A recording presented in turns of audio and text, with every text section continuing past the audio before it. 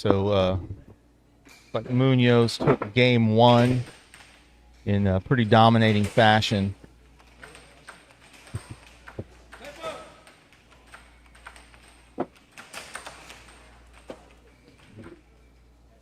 I'm here with Jacob Weissman. Did you watch that match between Marino and Sauceda? Kind of. Oh, okay. A little bit. But I know it went to game 7. Yeah, definitely a good rewatch on the stream once we're done here. It was a very interesting matchup. Marino made a defensive adjustment after being down game 3-0, and it really it mixed things up, let's say. Okay. Nice right wall under for Fernandes.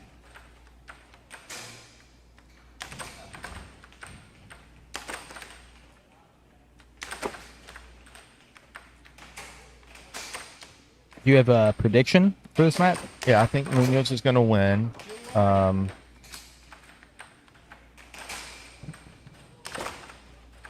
haven't seen, and tell me what you think. I haven't seen Munoz get so deflated that he just sort of stops trying in any future matches. You know what I mean? I'm sure he had in his head that he wanted to make the finals and possibly win the tournament, right? Oh, so absolutely. I think that he probably, is finishing lower than he was expecting in his head or hoping in his head.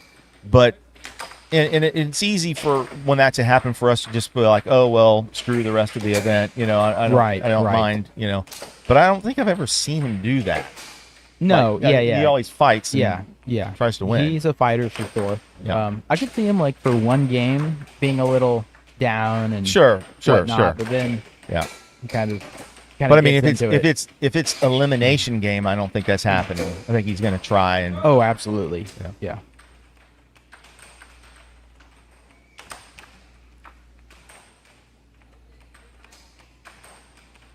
Interesting kind of trivia, maybe a little storyline here is at Worlds, this was the 5-6 spinoff, just like it is now. Oh, wow. So, and Munoz won. Yeah. So, okay, we'll see Austin if we can repeat. Wanting some revenge. He wants some vengeance, yeah. But has Austin beat Jacob Munoz? Yeah, he knocked him into the losers at last World. That's right. Okay, now, that was, Austin was playing great. So, we know that Austin can take a set off of Munoz. But I think you're right. I think you have to give the edge to Jacob here.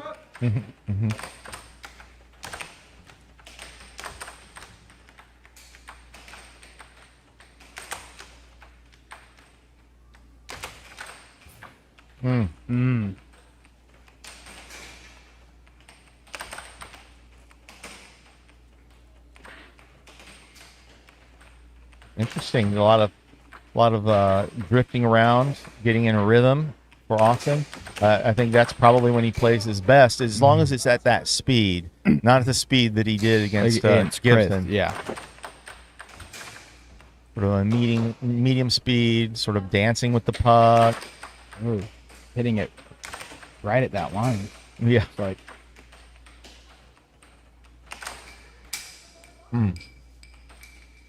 Launches that puck off the table with a forehand.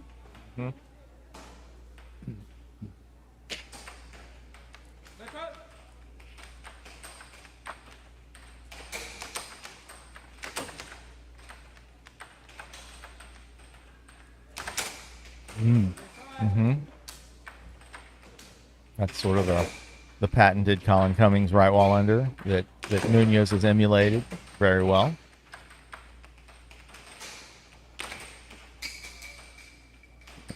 And I think Colin originally designed that a little bit around Danny Hine. Because Danny will kind of pull out like that too.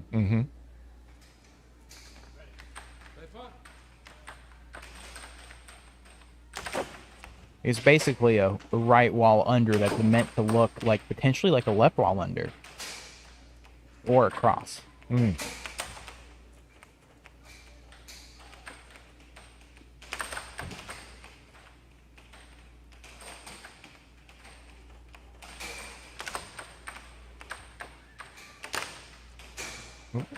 Good charge. Although, bad result. Yeah.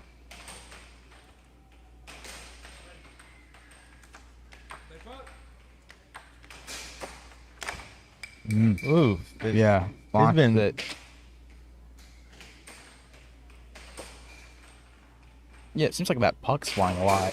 I don't know Yeah. if it's just how they're hitting it or. Yeah, I think partly. We just watched a match, where it wasn't going off nonstop. Yeah, I think with Austin playing, the amount of force he uses, no matter how great the puck is, it's going to come off every now and again. And it just snuck in. It was partially blocked. Munoz just kind of hands the puck back over to. Says, here you go. Yeah, Make this interesting. take another one. Yeah, that's his cut that he likes to use. Yeah, talking with Vince after his match, I was questioning him because as soon as Marino made the defensive adjustment, I sort of expected Vince to then take advantage of that adjustment, but he didn't. He kept going with what he had been using, and his response was, he sort of said, maybe I was being a little stubborn, but he said, but also I kind of wanted to figure it out another way. He's like, I know what should be done on offense against that adjustment, but I would kind of wanted to maybe experiment a little bit.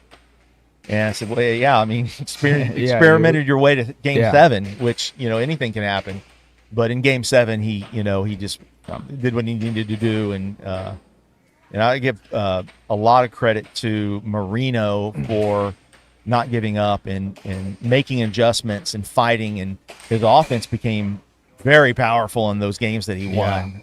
He was freewheeling like he can do, and he just hitting power shots from all over the table. Yeah, it's exciting. I've never really seen Marino at the level. At that level. At a level, yeah. So I had forgotten. I knew it, but I did forget that Marino won the 2003 Texas State Championships. Right. Yes. And this is a time period when Danny Hines was Danny his, Hines. Yeah. You know what I mean? And then also he got third 2 worlds in a row around that same time. Okay. So he had he definitely has and had the capability to compete with the top guys. Yeah. How old is he? He's my age, basically. Okay. Yeah. That's what I was early thinking. 50s. Early 50s? Yeah. Yeah, his level of athleticism on the table for that age is incredible. Right. Well, and I think he still does physical work for a living. So he's staying in shape just by doing that, all the time. I heard he's having surgery for a hernia. Yeah. Soon. Yeah. So he's doing all this with a hernia. Yeah. Yeah. He said he feels good. Yeah, he looks good on the table. Yeah. So are we at 1 game apiece now? Yeah. Yep, 1 game each. Yeah, air hockey feels very exciting to me right now. There's a lot of really great up-and-coming talent. Absolutely. And it's fun seeing, Fernandes and Gibson, kind of coming into their own and being able to, pose a threat to the top elites. Absolutely. And it's it's great seeing there's that cut again early on the drift, far back. It's also fun, seeing the different communities around the country pop up and become competitive. I think that absolutely. the folks in North Carolina, they're maybe 2 years ahead of Idaho, I think, in terms of how long they've been playing and trying to get good. So I think they'll probably make their mark on the top echelons of air hockey earlier. Yeah. But then you've also got Idaho, and they're doing a lot of streaming of their matches, which is great. And then of course you have people in Chicago that are always posing a threat. Yeah. Yeah, it's going to make for a very exciting next World Tournament. Yeah, because I think the guys in North Carolina in particular have had enough experience against the top players that they see like what needs to happen. Well, and you know who's in North Carolina now? Right, Will's there. Yeah. Will Upchurch is there, a two-time world champ. Yeah, a good, so good coach for them. Yeah, right. A coach and a mentor, and also he may sharpen his sword, so to speak, so that he's actually pushing them to higher levels. Yes. Yeah. That's great. Yeah. I mean, just randomly the Houston area, just God, that's that same cut, so great. Randomly, I guess Houston just sort of stayed the hotbed for all these years, and in the Houston Texas, and Texas and San Antonio, which most of the top 5 is playing in this tournament. Right. Yeah. Cut of Jacob's own there. Yeah. Nice. Yeah. Nice shot. And so I'm going to predict that Austin is going to take the full 2 minutes, as he has been doing in his matches. But yeah, it's an exciting time for air hockey. It's an exciting with the social media that's happening and the continual learning on the live streaming side. We're trying to put together a way of presenting air hockey competition to the world that's decent enough. We know we've got a ways to go, and we're still learning, but it's just us and our community. So we're making strides and doing the best we can. If you're part of the air hockey community or maybe haven't been part of the air hockey community yet, and it's a skill set of yours, reach out to us. We'd love to get more people involved in the media side of air hockey to show the world what we see in air hockey, because it's powerful and fast and takes a lot of skill. Yeah, it's exciting. It takes a lot of skill to be great at.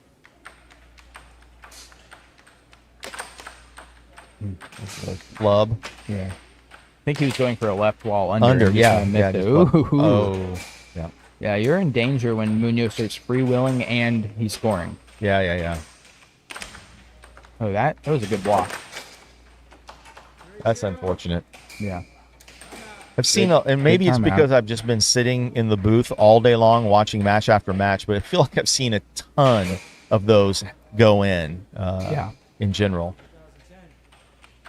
I wonder if it's something with the table. Or, yeah, I've questioned this recently. I think at the Worlds even. Look, there was another one. Yeah. So I don't think it can be. I think these players are hitting these shots with such power, and their opponents are partially blocking them, and then it's just kind of still redirecting in. A little off-goal action. Oh, he sends it flying across the room. Yeah, I didn't get a chance to talk with Munoz after your match. I'm hoping I'll get a chance to sit down with him and get his thoughts on it.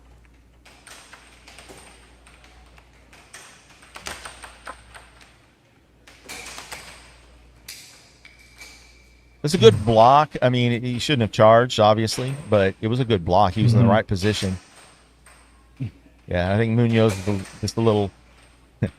He's like, what do I have to do to keep the puck on the table? Yeah. But I think that was a frustration for him in our match as well. But I kind of have a philosophy that if I'm winning pretty handedly and the puck's flying off and the other player seems upset about it, I'm not going to suggest a new puck. Right, I hear you. There was a good cross there by Austin. Yeah, I mean, both the cut and the cross that he does is... There's a nice little cross. They do very similar shots. Yeah. From that spot. probably just playing against each other so much, sort of develop similar styles.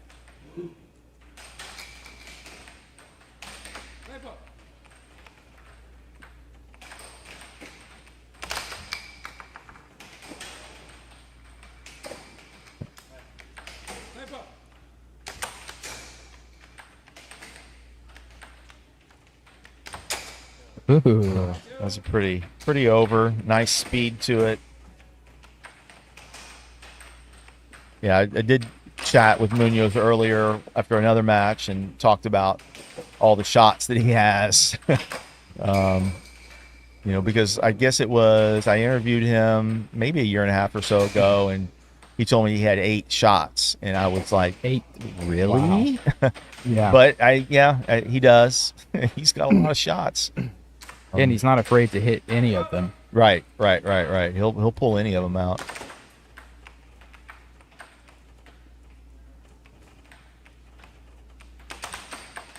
For if you're new to air hockey or thinking about air hockey theory or trying to get better at it, having a lot of shots, a lot of beautiful cut. A lot of accurate shots certainly is beneficial, but it's not necessary. If you can develop 3 high-end shots that complement each other, you got an attack, and you can win matches. Now, you probably are going to need more than that to get to the highest levels, but I would focus on trying to develop 3 shots really, really, really well, and then but you have to make sure they're right. They work together. You're trying to attack both sides of the goal and make your opponent sort of guess.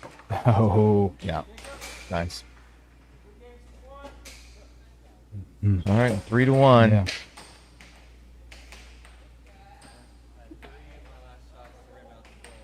Yeah. Like Austin's getting a little bit of advice from his mentor Brian Acrocco. Yeah.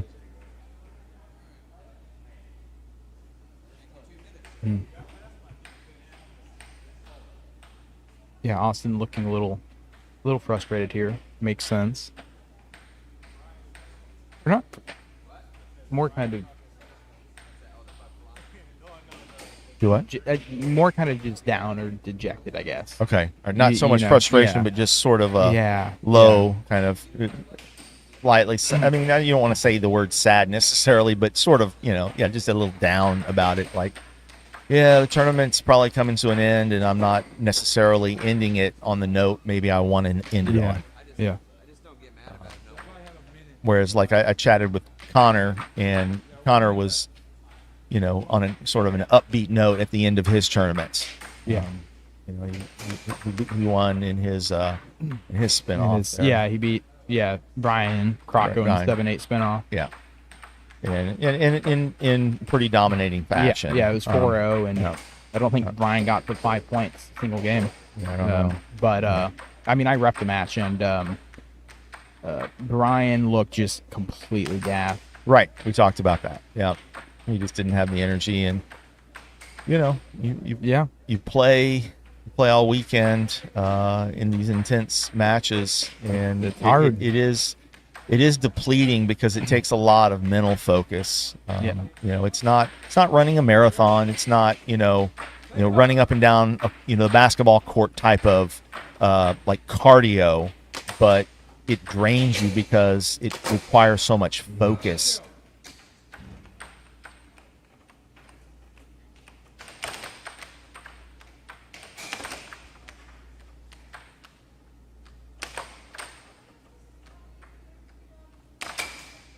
Oh, I thought that went in.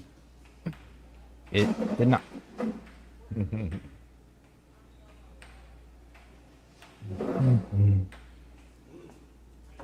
So it seems like Munoz is really just running that cut right while under. Mm-hmm. Oh, just missed that over. Mm-hmm.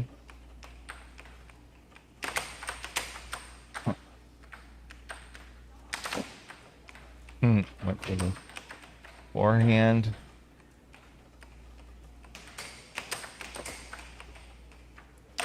Ooh, that was close. That was good. Time call. Wonder why. He's just like, I want to make sure that I'm locked in to try to end this match, maybe. Yeah. Yeah, notice he called the timeout at 1-0 against me, I think. Well, when I was up 1-0. He did it again. But he was up 1-0. That might be the most interesting timeout in air hockey, calling timeout when you're up 1-0. I've done it. You've done it? Yes.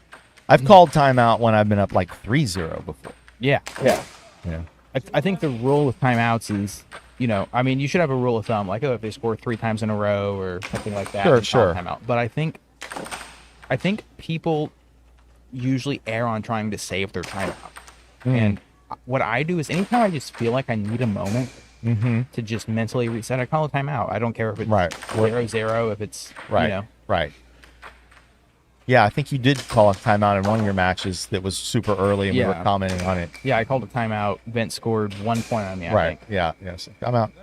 Well, and I remember commenting at the time. I was talking with Ben Heyman, and I was saying my guess is that Jacob sort of realized he actually wasn't focused in. That he should have blocked that shot, or maybe he felt like he should have blocked that shot, and he's like, okay, I'm already having a mental lapse. I need to refocus.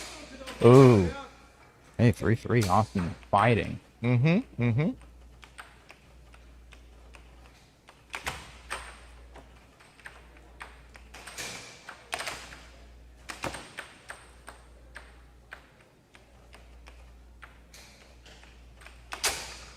Ooh. That was nice. A gunshot. Yeah. It was sort of similar to a couple of the crossbars that you did. Wow. Oh, and that was interesting. I mean, I think he was going for an under, but it went over. I think he might have gone for an over. I mean, he has a hard over. Really? In his arsenal, yeah. It doesn't make sense as a shot, though. I mean, yeah. I don't know. All right, fair enough. Ooh. I could see it making sense if you're whipping in hard unders, and so it looks similar to that. But it probably be quite inconsistent. But it doesn't make any sense, because if it's going the same speed and the unders were scoring, then you're going to block the over because you haven't been getting back quick enough for the under.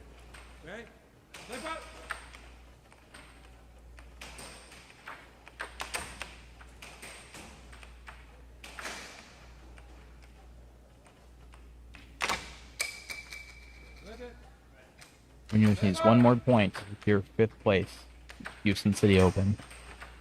And he loves it. Well, yeah, he went for like an off speed, I think.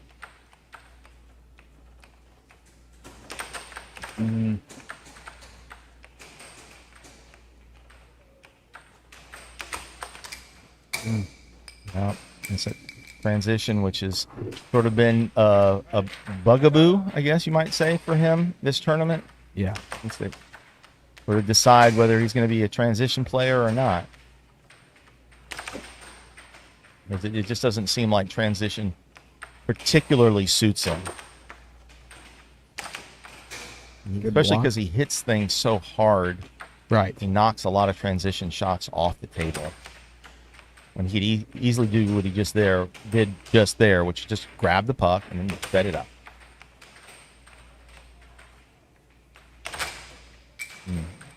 That's nice. Good block. Nice. Good block by Munoz, for sure. That's the match. Well done. See if we can get Munoz over here, would you, please? Yeah. Chat with him for a moment.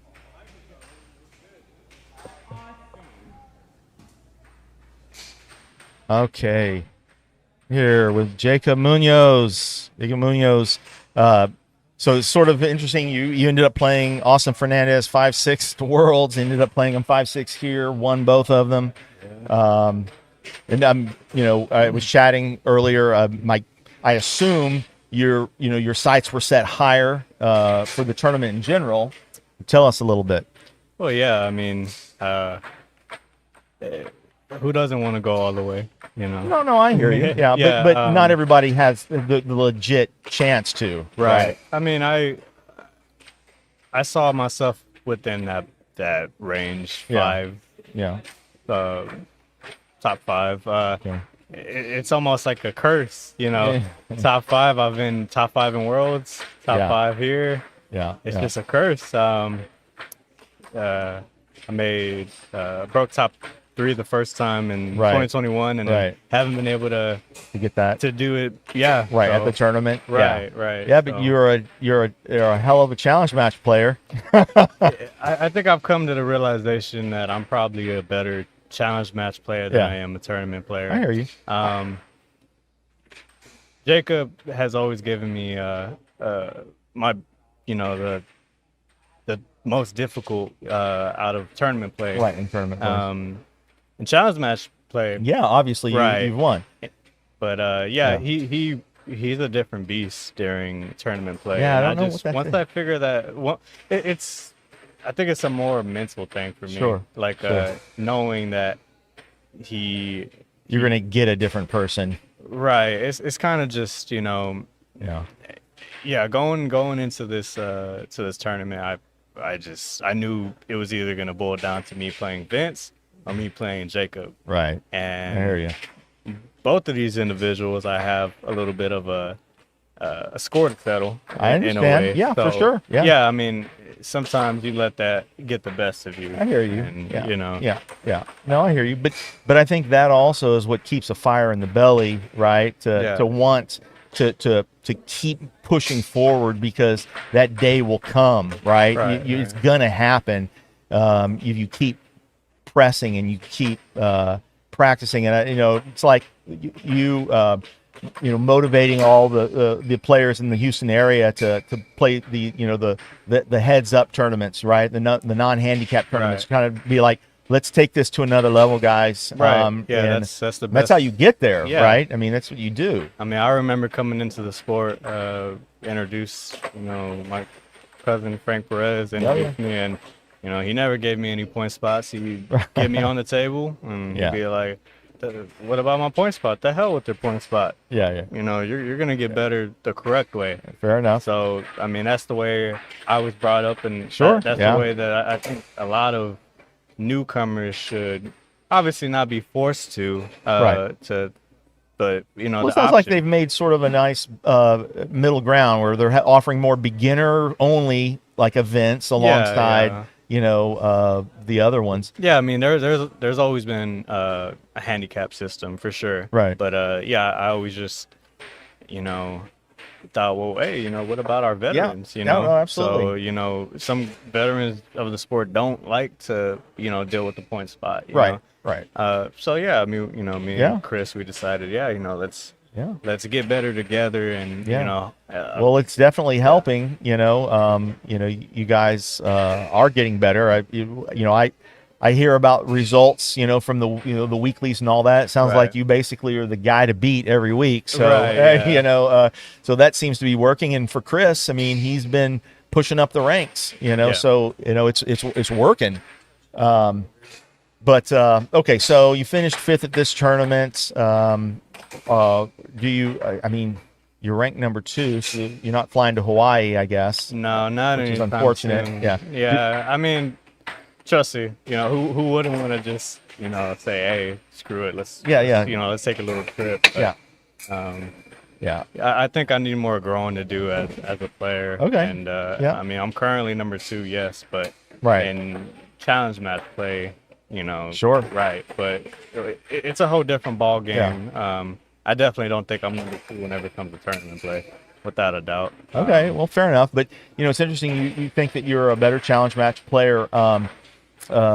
You know, I can relate. I think I was probably a better challenge match player. You know, I did go through a period of a lot of winning, but then after I wasn't winning tournaments, I was still able to win challenge matches because it's a whole other type of thing. It's just a long back and forth adjustment, you know, thing that takes place, and you know, it's a different skill set. Okay, so I know that you and Vince Sacedo were maybe going to have a match, or Yeah, we planned it a couple weeks back, and I refused to ref. right, self ref. Yeah, Yeah, you I guys need. refuse. Yeah. I knew it was gonna be a battle. Yeah. like I said, I had the score to settle with him. So, Right, sure. You want to yeah, make sure that there's right, and we just could not get anybody Couldn't to. Yeah, that's to ref. unfortunate. Yeah, so we originally planned it for tonight, but well, they're already moving tables, and I'm already beat. Well, and he's still by in the tournament. Right, and Yeah. by the time he's done, he's probably gonna be beat. Yeah. So, but yeah, I mean, one of the last things me and Jacob said was the winner of our match goes all the way. So right. hopefully Jacob can hopefully go all the way. Yeah. Well, that'd be that's- cool to that's the hope. see. I mean, because Vince has pretty much been dominating the major tournaments, that Colin isn't showing up to. Yeah, that's So, true. so it would be kind of cool to see somebody else. All right. Well, keep grinding. Keep the faith. You're on the right path. It's not, it's all part of the process, as they say. Right. You're learning something every time you go through one of these things. Yeah, right. And what I would encourage you to do is, what I would encourage anybody to do is go back and watch yourself on video as much as possible, and pay attention to the times that things you do are good, and the times that things you do don't turn out good, Right. and just start trying to eliminate the ones that don't turn out well, and do the things that do turn out Right. well. Gotcha. All right, well done. Thank All you, right, Tim. man. We'll see you at the next one. Yep.